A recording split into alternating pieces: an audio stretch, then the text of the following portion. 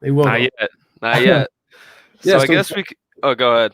you go. You go. You I go. guess we could kind of transition into the Karl Anthony Towns press conference because so what the Wolves have been doing every day of this training camp so far is they have Ryan meet with the press and then they have usually just a different player every single day. So Kat's was a little bit different though. His was I don't know. So all the rest were about basketball and obviously they're going to ask about Karl Anthony Towns' mom and Mhm. the tragic situation with her death from COVID. And they asked him a lot of questions about it and it came out that seven other members of his family died from COVID. So I mean, that's got to be really tough to play with that on your conscience for sure. Yeah, that's even like I can't even fathom that. That's so crazy.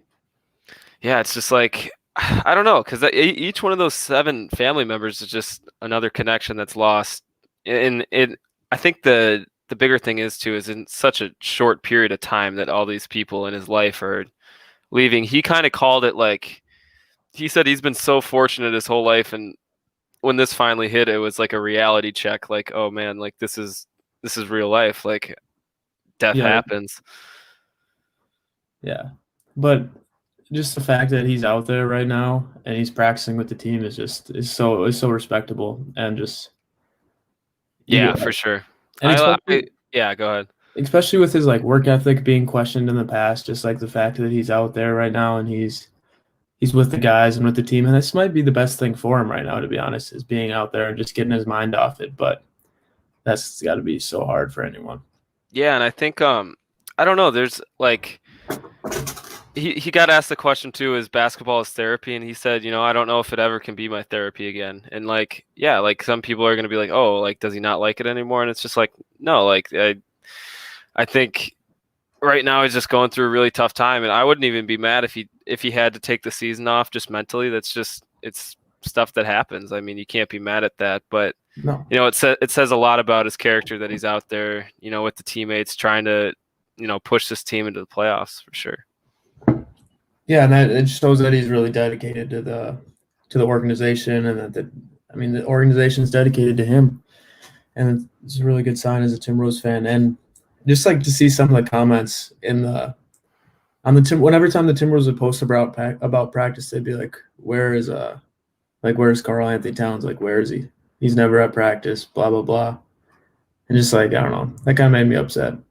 Yeah, and I mean, I think a lot of the times when ESPN posts something about Towns, everyone's calling him soft and stuff. But I mean, I don't know what else he needs to show to say that he's not soft. I mean, like, I don't think any of those commenters could have to go through what he has to go through at the moment. Exactly. No one's taking the time to put themselves in his shoes or even like try to understand that.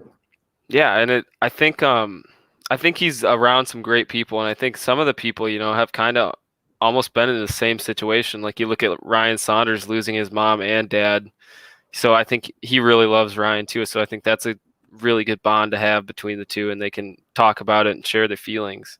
I think maybe it's the same thing. Maybe he's talked to Anthony Edwards about it, how he feels too Yeah. with losing his mom and his grandma. So I think it's a really good. I think this is a really special bond between this team. The chemistry looks great.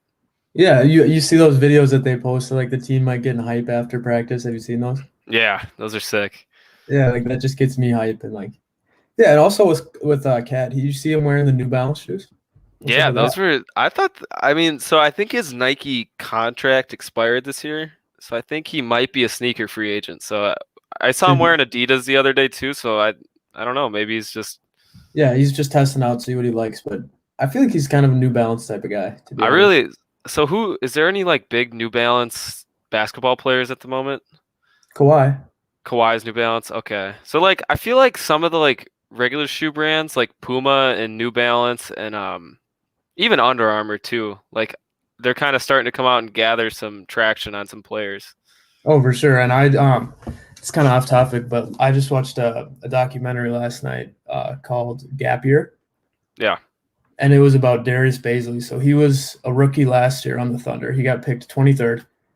And so when he was coming out of high school, he was the ninth ranked player in his class, committed to Mhm. Syracuse. And like it was a huge deal. And then he decided, like, you know what, my family's in a tough situation. I'm gonna go to the G League. So he called Boeheim and was like, "Hey, like I got to go to the G League. Like I'm sorry, like but I'm decommitting from Syracuse." So that was a huge headline because he was kind of the first guy to go to the G League instead of college because that was right when that rule came up. So that was he drew headlines from that. And then like a couple months later, he decommitted from the G League and decided to get an internship at New Balance for $1 million.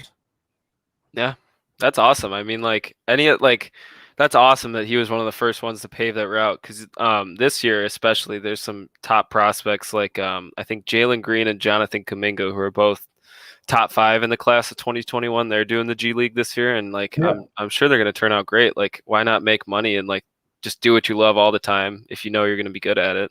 Well, yeah, especially Darius, like he didn't even play in the G League. He didn't even play organized basketball. He just trained at like the New Balance headquarters and like helped him design shoes.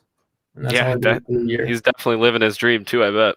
Yeah, and when the Thunder coach like called him, he's like, "Yeah, we drafted you because of your internship. Like we realized how much like that helped you grow as a person, and like we just love your maturity, and like we want to draft you." Yeah, for And sure. he averaged like I think he averaged like 7 points a game on the Thunder this year. So I think he's like he might even start this year. So it just shows that like you don't have to go to college. You don't have to do anything. You can do whatever you want. And if you're a good basketball player, you're still gonna show that you're a good basketball player. Yeah, 100%. That's awesome. I guess transitioning into another segment is I think Peyton and I are going to try to come up with a couple